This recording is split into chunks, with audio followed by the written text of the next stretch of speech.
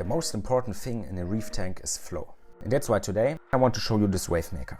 For full transparency, I got this product from Hygger for free, so I can use it in my first reef aquarium and show it to you.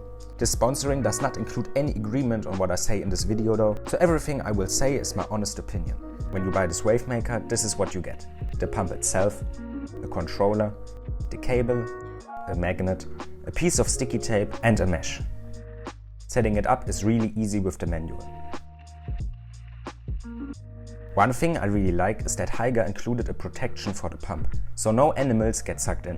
I heard of this issue a lot for small invertebrates, fish and even anemones. So it's really nice that this piece of mesh immediately comes with it. Now if you put the mesh on the pump, there is an uncovered spot behind the cable. But that's an easy fix. Just cut a little bit into the mesh and you are good to go. I have this pump running for almost 3 weeks now and the mesh has clogged quite a bit, maybe because I have some algae at the moment. But you can just clean the mesh under running water. Of course, this is an extra piece of maintenance, but the safety of your animals is definitely worth it. This might be a good point to talk about why you even need a Wavemaker at all. Can't you just use a normal pump or a classical filter?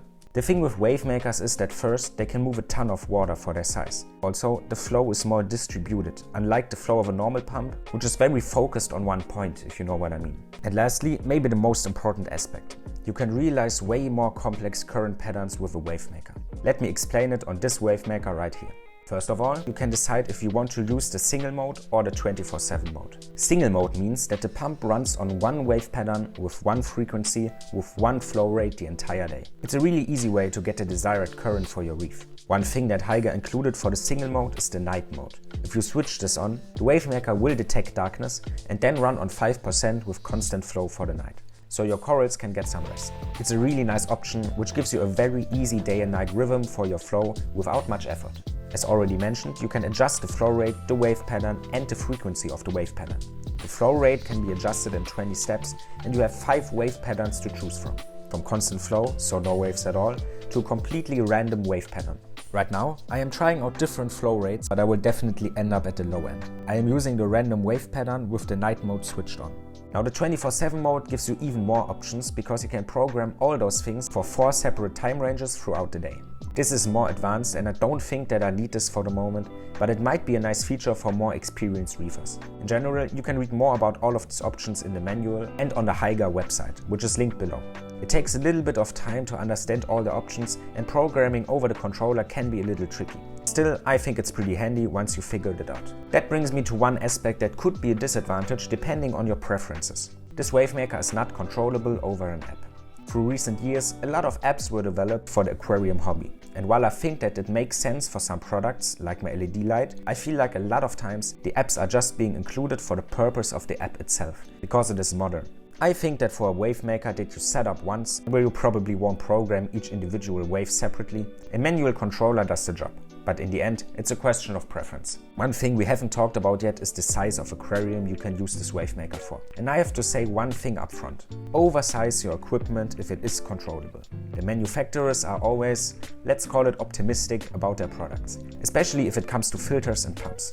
You will never get anything close to the output that is printed on the package, because things like resistance from biofilm, algae and other stuff like the mesh right here will drastically reduce the performance.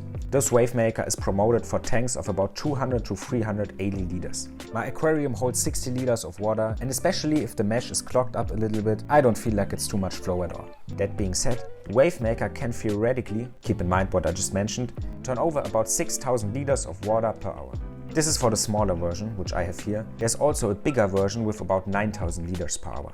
If you have a big tank, this Wavemaker also gives you the option to connect multiple devices of this model together. One pump will be the master and the other ones will follow its settings. It's a nice feature for bigger tanks, especially because this pump comes at a good price. You can get the small version for about 60 euros and the big one for about 70.